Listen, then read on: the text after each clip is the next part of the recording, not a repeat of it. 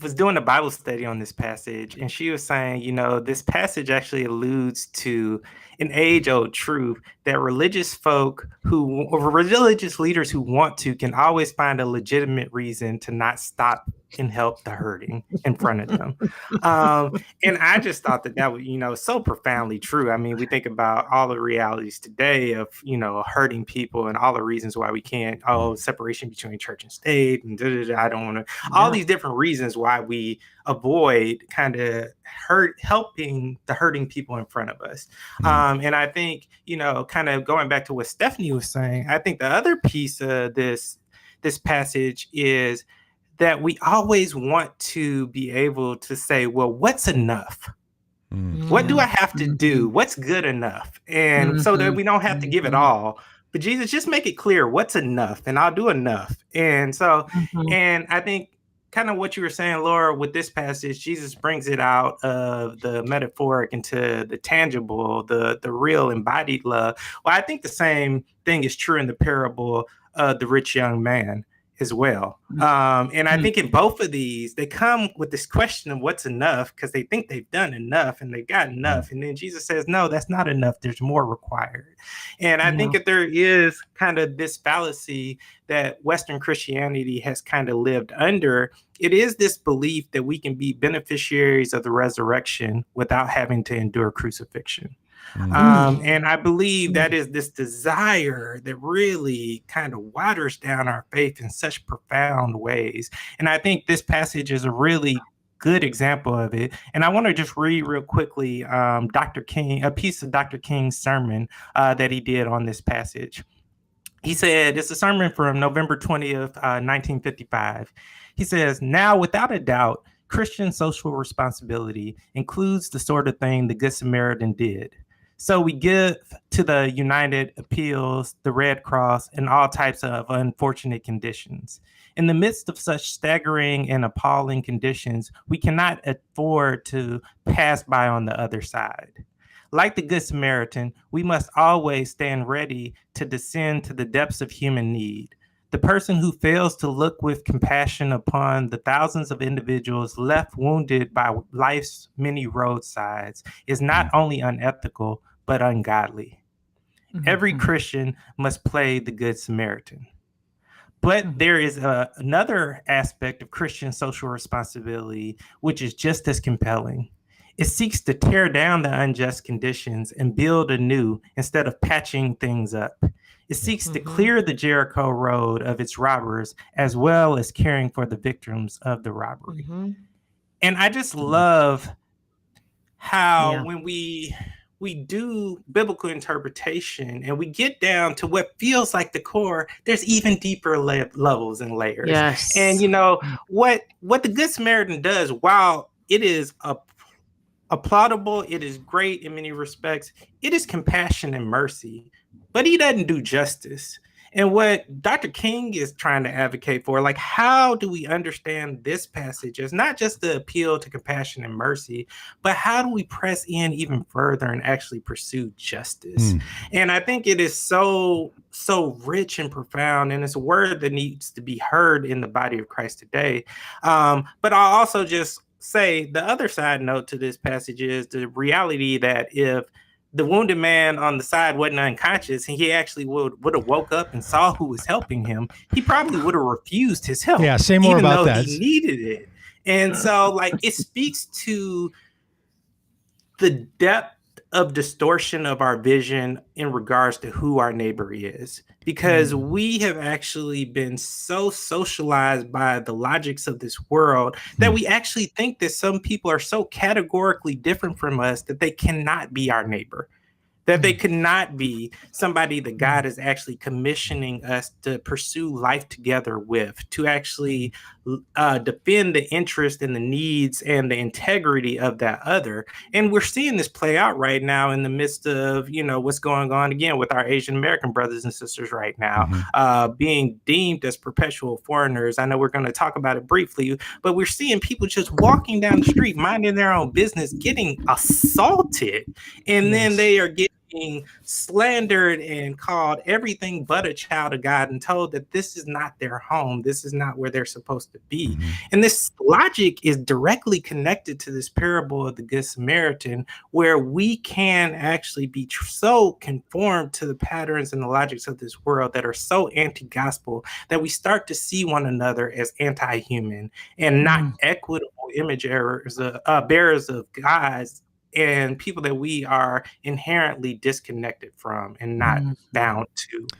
Yeah, Dominique, that's a great line, that if the man had woken up and saw that it was a Samaritan who was helping him. Can you just play that out for people who don't know why the punchline is the Good Samaritan in this context? Can you just say a few words about the cultural, ethnic struggle that was existing then and why Jesus lands this on the Samaritan as opposed to on the Levite and the priest? Can you just give a couple of bits to that?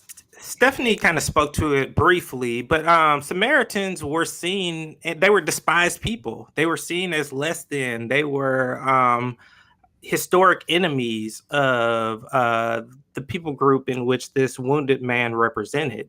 And so had he woken up, I mean, the last person he ever would have thought would have come to his aid was a Samaritan.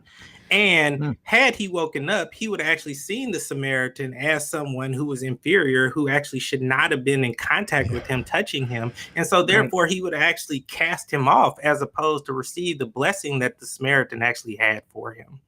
Yeah. Great. I think there's so many, there's just complexity and nuance that Dominique raises as we are looking at this and applying it to modern reality, modern issues that are happening as we think about our Asian American brothers and sisters, and the trial that Derek Chauvin is experiencing right now. And I don't know, again, we had a little blip in technology that we lost a little bit of time, but so justice being the dismantling of the systems that created a road that was dangerous to travel, right? That put people on the margins of society, that they saw robbery as a means of, and harming others as a means for their own survival, all of these different things that structurally created the systems that led this individual to be in need of help in this moment, right? And for some to have to respond. And that is not to say that we will not have choices in life to respond and come to the aid and rescue of each other, our brothers and sisters, our neighbors, but to look at the structure that has created such things. So on one hand, we have the video clip of the trial. And I know that many people, media, Doug, all of us, have said at one point of the woman who took the video that was seen around the world about the murder of George Floyd. First of all, she was a 17-year-old girl. Let's get that straight, right? Walking her 9-year-old cousin to the store. They were walking as young people to the corner store. When they left their house, even the system that, wherever they left, they did not expect to see a man murdered in front of their eyes, right? Like that was not the intent that when they left their door. But it was also the neighborhood and the community where the possibility of that happening could take place, right? So again, you see the perceptiveness of this 17-year-old girl at the time who is aware enough of what is happening between state-sanctioned violence, police officer, law enforcement, and this Black man on the ground, and navigating, how do I protect my 9-year-old cousin? Because before she even testifies, before she even captures the video, she makes sure that she gets her cousin into the store and is not watching this violence, this trauma taking place. And then she comes back out to do what she can do as a 17-year-old, which is to pull out the resources and the devices that are accessible to her to record what has been happening. She is that conditioned and trained in this moment to at least make a recording. And then she is, after the fact, after the trauma, after the national, international fallout and reaction, then she is self-aggrandizing. Like, she is so caught in her own pain and trauma of not have done enough, in her own words, right, to have saved the life. But the real crime, the real problem is that we have created a society where a 17-year-old Black girl has to make such a decision. Amen. And then to come to a place and to testify about it, right? Like, that is the real crime that has to be on trial in the midst of all of this right now. Mm-hmm. Juxtapose that with 65-year-old Asian American woman who is literally just walking down the street, going about her business, attacked outside by some random, I want to say some words that are not pastoral, and to have individuals watch, not just watch her attack, but to close the door on the attack that is taking place. Now, one could say, if we are not wise and understanding of righteousness and nuanced enough, well, the young girl didn't get in between the officer and George Floyd, but to call her into the place to lose her life in that process, because we know how police and Black bodies engage versus what happened with these two individuals who sat and watched another citizen harm this person without doing anything. They didn't call 911. They didn't go out there and say, hey, stop, at least, are two dramatically different moments of asking the question of what do I say versus what do I do, and who is my neighbor? This the person, her name is Darnella Frazier, and I'm going to try to play the audio. I hope this works. You've had a little technical glitch here, and if you're watching the video now, there's an earlier one, which this is part 2 of. But this is 49 seconds of the audio of her testimony yesterday, and she seems to have she's such a wise person at so many levels, protecting her cousin, protecting herself by recording this, by sharing it as she did, so that it would spread around the world, by trying to confront the powers of the police in any way that she could, and then sitting in a courtroom and telling her truth. But what she says in this, I found really riveting. I think it's worth listening to, not just on this podcast for this topic, but just over. Her impulses here, I think, match this teaching of Jesus so well. So I hope you can all hear this. Here we go.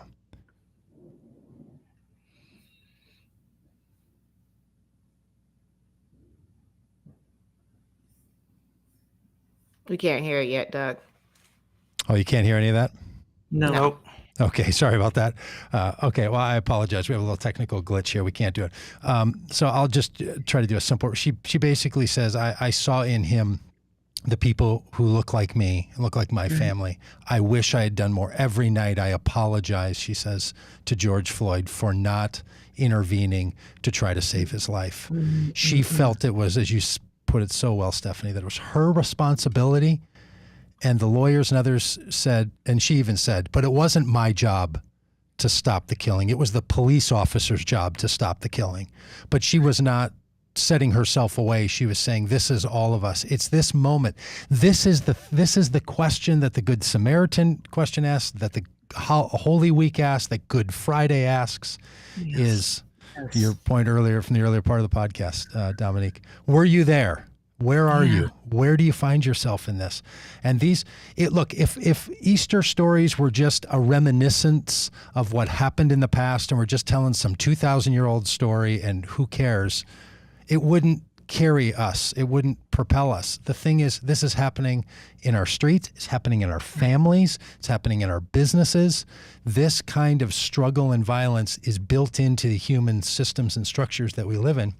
And so we're all called to account for how and where we find ourselves in the midst of all of this. So we'll try to find a way for people to find and see that video. We'll put it in the show notes and in the other places.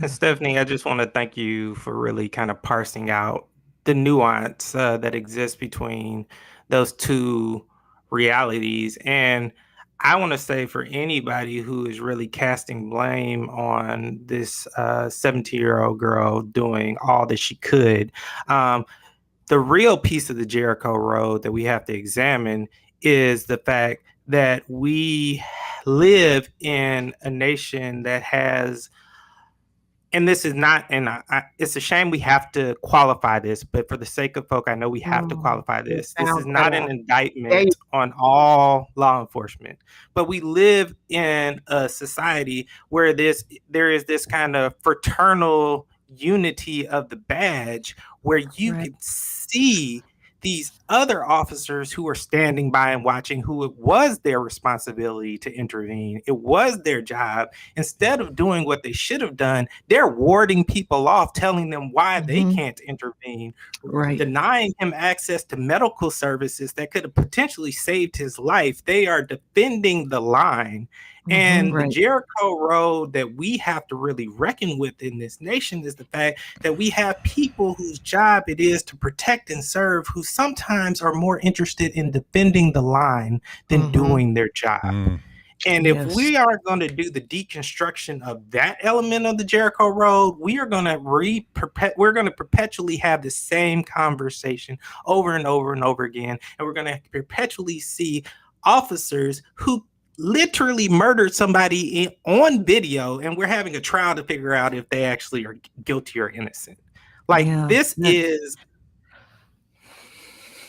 the Jericho Road destruction that the church has to be invested in.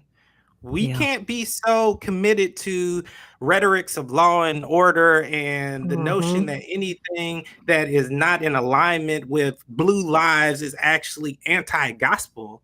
That's rubbish. It is nonsense. And if we don't have the integrity to be a prophetic presence in the world that speaks truth to power, that actually defends the interest and the livelihood and the dignity of re-crucified people, then what are we bearing witness to? Yeah.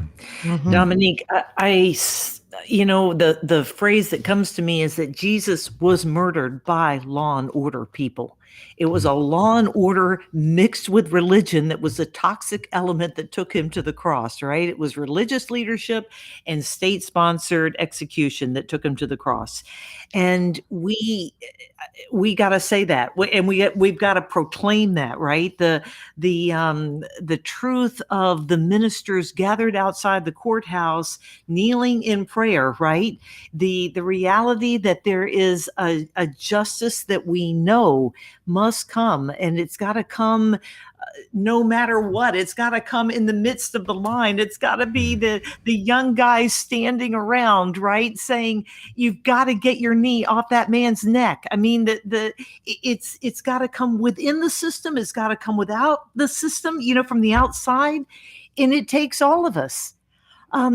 Just one other quick word too, because the word that we've got to repair the road, the Jericho Road. That should not be the dangerous road, right? It really strikes me that it takes all of us. It takes the praying saints who are confined to their rooms, praying down the power of the Lord from heaven. It takes those who are working at that intersection of bandaged, of people who need real and present help, who need food, who need bandaging, who need a safe place to be restored.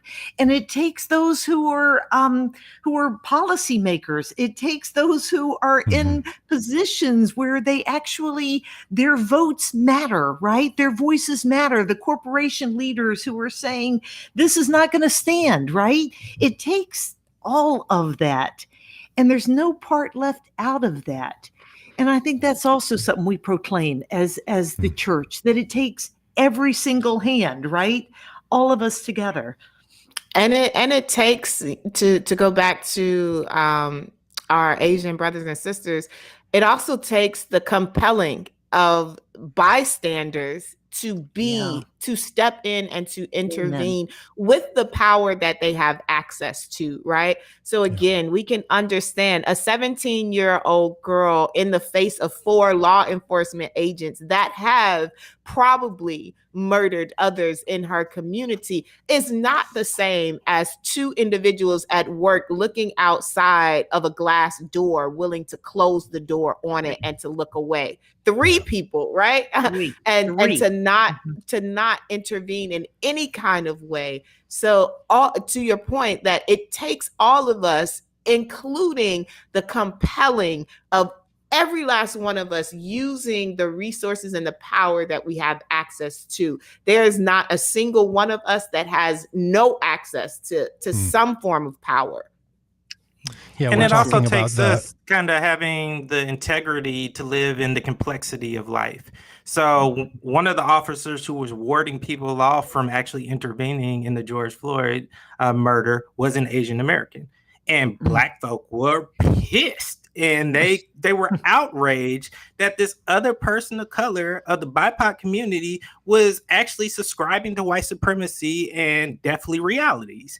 But then on the flip side, we have to have the integrity to talk about how many Black folk have been involved in the assaults and the violation of the image of God in Asian American folk, particularly Asian American elders, who are just being randomly assaulted. And so I think Holy Week really brings this balance where it calls us to understand kind of the question of who is my neighbor, but also how am I living with integrity in regards to what I proclaim? Like, I can't go out in the world when my people are suffering and be mad that folks aren't standing in solidarity with me. But then when my people are complicit in other people's suffering, I don't have the integrity to speak truth and actually name what's going on.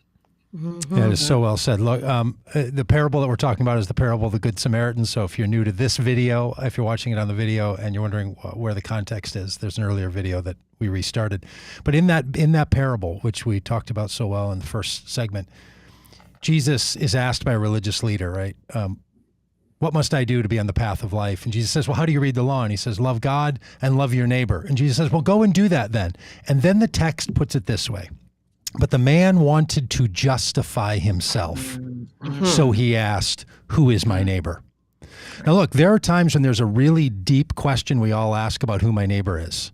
And then there's times where we're justifying that. In other words, not my responsibility.